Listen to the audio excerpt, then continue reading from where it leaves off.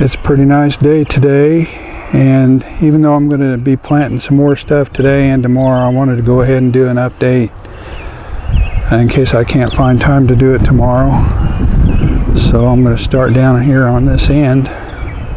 They're kind of hard to see, but I started some popcorn, some store-bought popcorn inside, and I transplanted it out here. It's showing a little bit of transplant shock, but I think it's going to make it okay.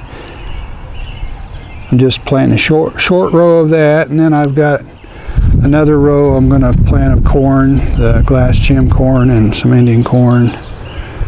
And then, well, down on this end while I'm here, I'm going to grow a tomato plant in this grow bag. Actually, it's two plants. They were so intertwined at the roots that I just decided to stick them both in there. I was going to try to separate them. That one is called Mountain Magic, I believe. Then I've got a row of onions just starting to come up. Those are Australian brown, and I'm not sure exactly how to pronounce it. Alsa Craig, I believe. I'll put it up on the screen. They're a pretty good size onion. Then a row of lettuce. That's a little gem. And I have some eggplants to stick in the ground, but I haven't done it yet. I just have that one store-bought one. And then I've got another row of mixed lettuce. It's starting to grow pretty good. Got some peppers. And I have some peppers I need to stick in the ground too. I'm just way behind on everything. And the spinach is growing pretty good. Got a row of that. And then next to the spinach will be another row of peppers. And then I've got some radish growing pretty good there. I'll put the name of it up on the screen too. Then down here I'm going to have 4 kinds of carrots. 3 purple varieties and an orange. Then there's the grafted tomatoes. They made it through the storm, and by the way, for those of you who saw the other video and saw that I had them covered up, we made it through that storm just fine. There were probably, I don't know, a couple of dozen places that had very large hail, around baseball or a little larger than that. And there was several places that had really high winds. One place had 90-mile-per-hour winds and kind of tore up that little town. But we made it through okay, just a little hail and some hard rain. We needed the rain. Okay, here's another row of onions, and it's between the 2 rows of tomatoes. Tomatillos there, and then there'll be 3 tomato plants when I get them in the ground. And this row of spinach that I overwintered is already starting to bolt. We harvested some, but it doesn't look like it.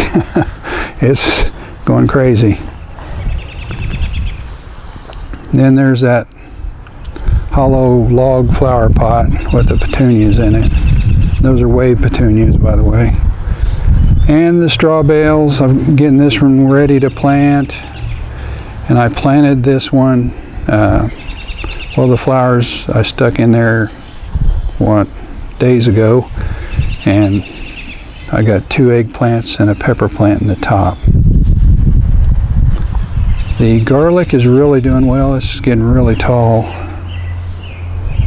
Then I've got a potato. These are Yukon Gold there. Then I've got some Kennebec in this grow bag. But they're just starting to show. And then I have a sweet potato, and then the last one will be another sweet potato. I have those already, but I don't have them in the grow bag yet.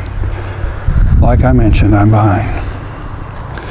And that is the banana tree, and the older leaves are not looking so great. The new leaf is looking all right. As long as that new leaf looks good, I'll be fine with that. Then down here I have some Velvet Queen sunflowers. Let me see if I can zoom in on them. There's a couple of them there. Then beyond that I have a few Titan sunflowers. They get really big. I'm just going to grow probably 2 2 or 3 of those, and maybe 4 or 5 of the velvet queens.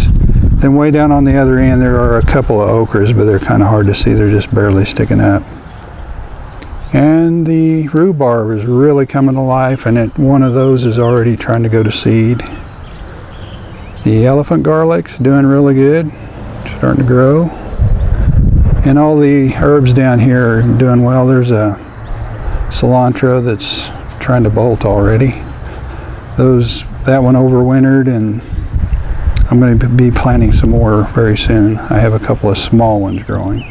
And on the other side of this sage and horseradish, we have some kale. I've got it way too thick. I need to thin it out. There's a red Russian there, and I believe that's dwarf Siberian, but there's going to be only one of those when I get done. I don't know why I planted so many seeds. Then we have some, I don't know if I can spot, yeah. The dill has a tendency to really reseed well, and they're just now starting to be a few showing up. Over here by the chives, I have a few Swiss chard coming up. I'll thin those out and maybe let 2 or 3 grow. Not too many, because we don't need to. The common milkweed that me and my grandson planted a couple of years ago is really doing well this year, and I think it should flower this year for the first time. Back here in the corner with the weeds, I have some of these pots that I planted last fall. I believe these are little eggplant seedlings that are coming up now. And these are the iris seedlings. There have only been 2 of those sprouted. I don't know if there'll be any more, but we'll find out in the next few weeks.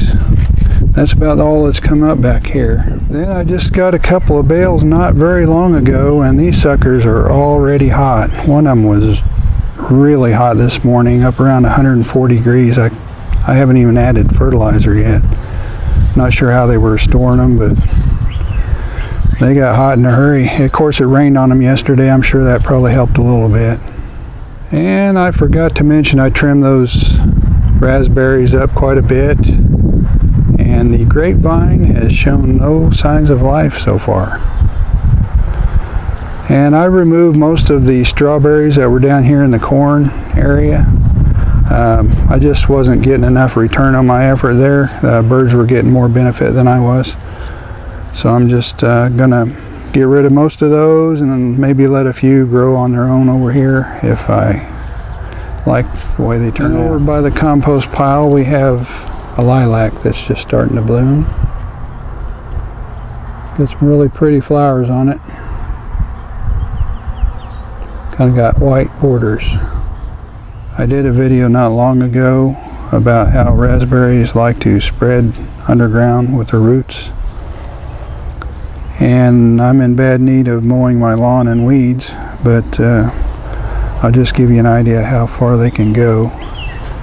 There's a little border I have to keep mainly to keep the Bermuda grass out of my raspberries and flower bed, but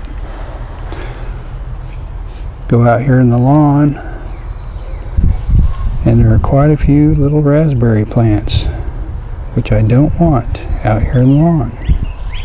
But that just gives you an idea of how far from the main plant they can come up.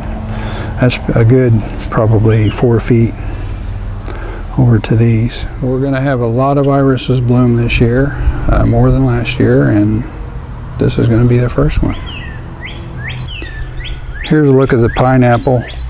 I don't know what is going on with it. It looks like the tips of the leaves are burnt.